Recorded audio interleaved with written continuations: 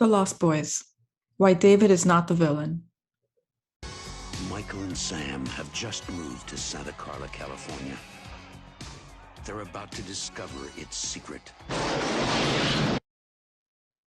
The Lost Boys is a movie that came out in 1987, though I most likely saw it in 1988 when it aired on television because I was 9 years old at the time, and since my mom is scared of horror movies, there was no way she would have ever taken me to see it. However, I did eventually see it, and it left quite an impression on me. I will forever judge vampire movies by a different standard. The name is a play on Peter Pan's friends, the Lost Boys, a group of boys that will never grow up. In this movie, the Lost Boys are a group of teenage, perhaps early 20s vampires who will never grow old either. In fact, the movie was supposed to be about vampire kids, but director Joel Schumacher, in his infinite wisdom, said, no, it should be hot young guys. Now, as much as I like the movie, and this is my favorite movie of all time, the ending always upset me and made me cry for years. Why? Well, I love the vampire David, and I hated Michael, the hero of this story. Yeah, David's a murderous vampire, I know. And Michael saved his family and some other people, and probably the whole town from vampires. Whatever. Let's just get into it. I'm going to explain why David is not the villain of this story. Warning, here be all the spoilers. Spoilers for the sake of commentary and analysis about this movie.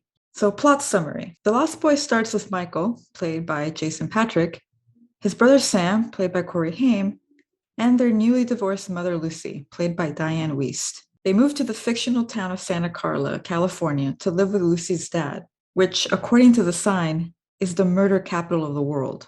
On their first night there, Michael sees some girl at a carnival he wants to bang and proceeds to follow her around until he sees her go off with some bikers, who we later find out are the vampires. Sam wanders into a comic book store run by two sleeping hippies and their militant children, and Lucy manages to find a job at a video store after helping a lost little boy. Pun intended. 1. David was told to make Michael a vampire by his sire. In vampire talk, a sire is the vampire that made you, so the vampire that made David was giving him directions. On day 2 of Michael stalking this girl he saw once, he runs into her and she introduces herself as Star, played by Jamie Gertz. They seem to be getting along, and then the bikers pull up, led by David, played by Kiefer Sutherland. David invites Michael to follow them on his motorcycle and go to their secret hideout. There, David takes the first step to making Michael a vampire, getting Michael to drink David's blood. Footnote, David kind of implied that Michael was actually drinking wine, not blood. He totally tricked him. Now, what we don't know yet, but find out later, is that this wasn't David's idea. He was told to befriend Michael and make him into a vampire by his sire. Who is David's sire?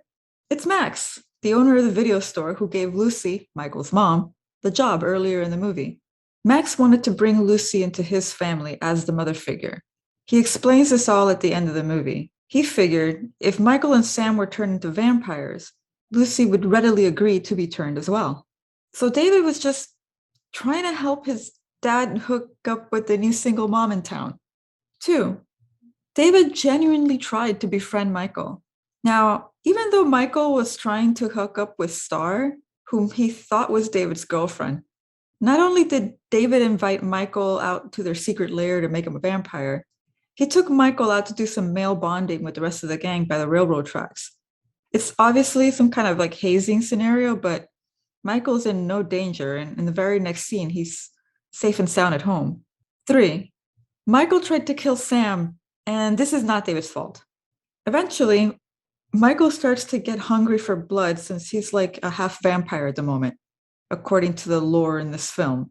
In this movie's vampire lore, half vampires don't become full vampires until they make their first kill. Michael is so hungry that he goes after his brother Sam and is only stopped by their dog attacking him while protecting Sam. David had nothing to do with this. After this, Michael goes to confront Star and David. David's not there, so instead, Michael bangs Star, who at this point, Michael has no reason to believe she wasn't dating David, but okay. Then the next day, Michael goes back to the cave again, and Star isn't there this time, but David is. David takes Michael hunting with them to explain the situation. Basically, you must feed before you turn your brother into a Slurpee. So this demonstration and pep talk makes Michael aware of what exactly is going on, and perhaps it will push him to feed before he accidentally kills his younger brother. 4. David starts to doubt he can trust Michael and Star. There's a moment at Michael's house worth noting.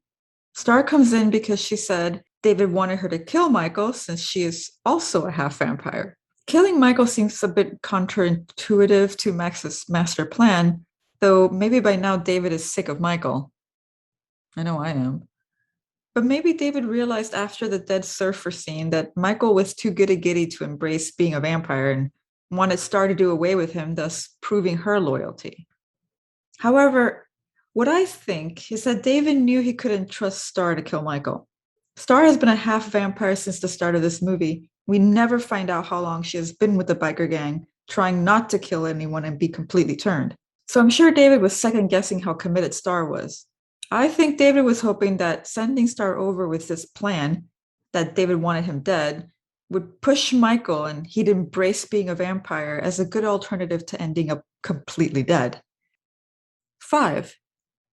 David and the gang didn't try to kill any of them until Marco was murdered.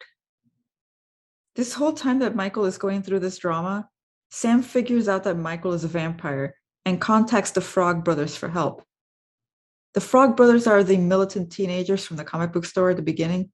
They somehow know vampires are real and living in Santa Carla, and they had given Sam a vampire comic book with their contact info on it. So Sam and Michael call the Frog Brothers. That's Edgar Frog, played by Corey Feldman, and Alan Frog, played by Jameson Newlander. Get it? Edgar Allan Frog? Poe? Okay, moving on. Michael led Sam and the Frog Brothers to the vampire lair.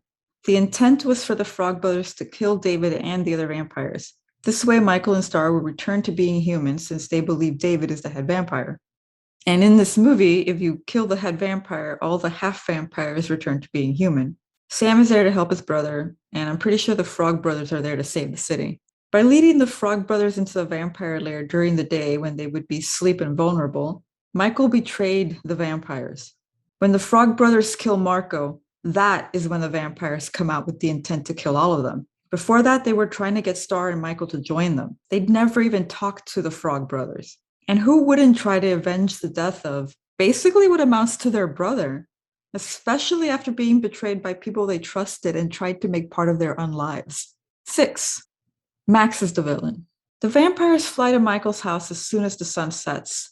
And one by one, the vampires lose to others, culminating in a battle between David and Michael, where Michael defeats David by impaling him. And then young me starts crying.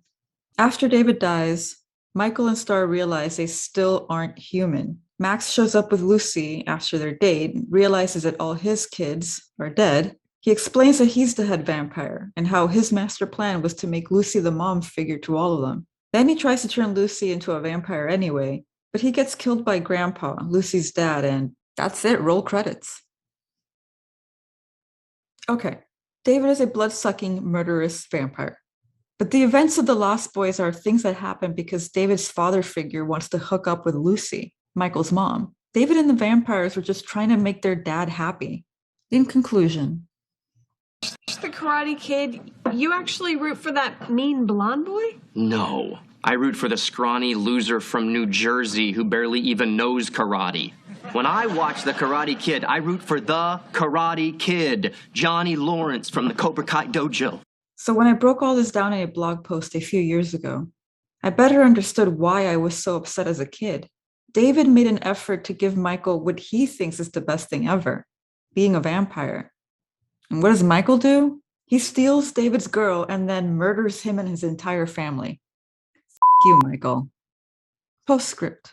Fun fact, Kiefer Sutherland and Jason Patric were best friends until Jason ran off with Julia Roberts a few days before her wedding with Kiefer. Is that irony? Alanis Morissette kind of messed me up. But it looks like they've made up since then. So thanks for watching. Check out links in the description for some articles, as well as a link to my original blog post for this. A link to the poem I wrote to my Lost Boys poster. Yes, I wrote a poem about my Lost Boys poster.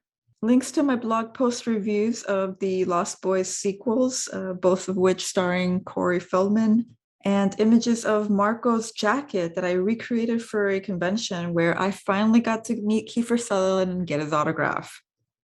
He was a super nice guy, by the way. The end.